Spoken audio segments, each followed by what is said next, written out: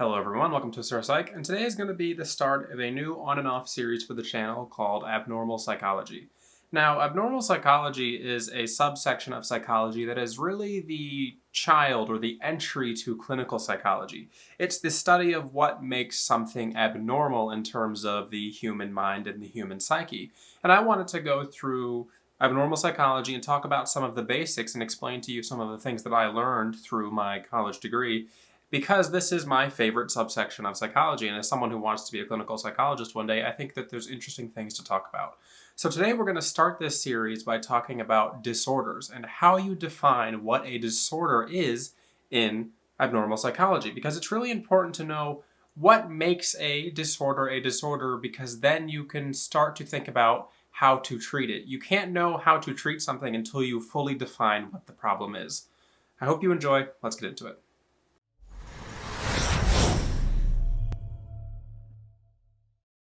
Defining what a disorder is in psychology is something that is an ongoing debate in both clinical psychology and psychiatry. But today I'm going to go over with you one of the more common approaches for defining what a disorder is and what you'll find in probably most textbooks that would be associated with abnormal psychology or psychopathology. And this is called the 4D model. Now, the 4D model proposes that there are four major proponents that make up what a disorder is, and that is going to be deviance, distress, dysfunction, and danger. We'll start off by discussing what deviance is. Now, deviance is a social constructionist point of view when it comes to defining disorders, and that something can be considered a disorder if it is deviating too far from the norm. And you can see this with disorders like schizoid personality disorder, in which people are exceptionally introverted, like 99.9% on the introversion scale. And this is going to be someone who doesn't show a lot of emotional affect. Now, the interesting thing about schizoid personality disorder is that it might not show the other Ds of the 4D model, which is what makes it something that you have to think about when you're defining these disorders. Because a lot of people with schizoid personality disorder, for example, don't have a lot of impairment and they live comfortably, but they deviate very far from the norm. So therefore, in some psychologists' or psychiatrists' mind, they would be seen as somebody with a disorder. The second D in this model stands for distress, and this is why I chose to use schizoid personality disorder as the primary example to use for this video. And it's because a lot of people who have schizoid personality disorder aren't going to present all of the 4Ds in this model. So that's why we have to ask the question, how much of this model needs to be applied to a disorder for it to be considered a disorder? So let's define distress, and then we'll go on to talk about how that might relate to something like schizoid, for example. So distress is really quite simple. It's how much is this abnormality bothering the person who has it? How much is it kind of interfering with their mental state? Now, this is different from dysfunction, which we'll talk about later, which is more of an impairment of the world around them. But this is more so a personal impairment. How much is it distressing or upsetting the person who has the disorder? You know, someone who has borderline personality disorder, for example, is going to experience a lot of emotional ups and downs, and therefore they might experience these huge depressive outbreaks, and that's going to be something that is distressful to them. Now we can compare it again to something like schizoid personality disorder, and you'll see that people with schizoid personality disorder a lot of the times don't experience distress because of their disorder. A lot of the times they are just, very emotionally flat. They don't want to be very socially extroverted, and you're going to find that this is, in its extreme cases, just leads to someone who's kind of very stale. Now, is this something that should be considered a disorder? If you've got someone who's just really introverted and they don't like to do things and they spend a lot of time in their house, well, that's why it's important to measure whether or not it is distressing the person. If this social introversion is causing distress to the individual, say, for example, they're only socially introverted because maybe they're nervous or anxious, and maybe they're trying to hide that through their emotional flat affect, then we would more so consider it a disorder. In my opinion, there's a tiered approach when we look at the 4D model, and that is you're going to be having more of a disorder the more of the 4Ds you have. So if you start out with just deviance, you're probably not going to have much of a disorder. But if you have deviance and distress, well, then you've got something. Well, then if you have deviance, distress, and dysfunction, or any combination of them, then you're going to have something that becomes more and more of a disorder as you approach having all four of these things. The third D in this model is dysfunction. Now, in my opinion, the final two Ds dysfunction, and danger are the ones that really kind of push something over the edge into being a disorder. Meaning that if you have either or both of these final two, you're more likely to be seen as having a disorder than if you had just one or two of the first two discussed in this video. Now, dysfunction can also be thought of as impairment, and that is this abnormality preventing you from doing things in your life, whether it's things that you want to be doing or things that you should be doing. If you have someone who is suffering from depression, but they're still able to get things done, they can go to work, they can talk to people, they would be seen as having less of a abnormality than someone who can't get things done because their disorder or abnormality is preventing them from doing so. Then we would want to seek more urgent treatment, more severe treatment for the person who can't get things done because their disorder is causing a dysfunction or impairment to the rest of their life. One of the really difficult things about dysfunction when it comes to defining disorder is that you can still have these disorders without dysfunction, but it becomes much harder to define and label them if that dysfunction is not present. So to give you an example, think about someone with an alcohol use problem and they drink every single night of the week, they get really wasted all the time, but they have no behavioral problems. They always show up to work, they never miss their bills, they're able to live the rest of their life outside of this alcohol abuse extremely normally.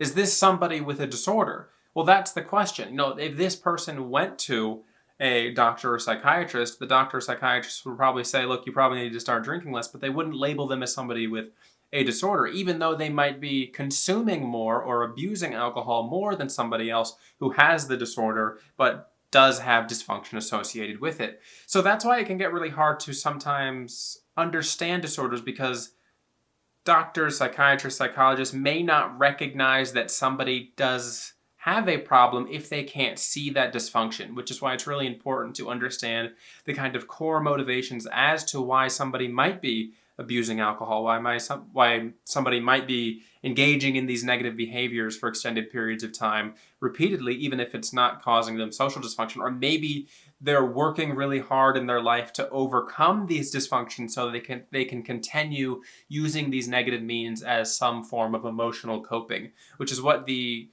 practitioner, the psychologist, like psychiatrist, needs to be aware of when working with a patient, or else they might miss that this person actually needs help, but they're doing their best to make it seem like they don't.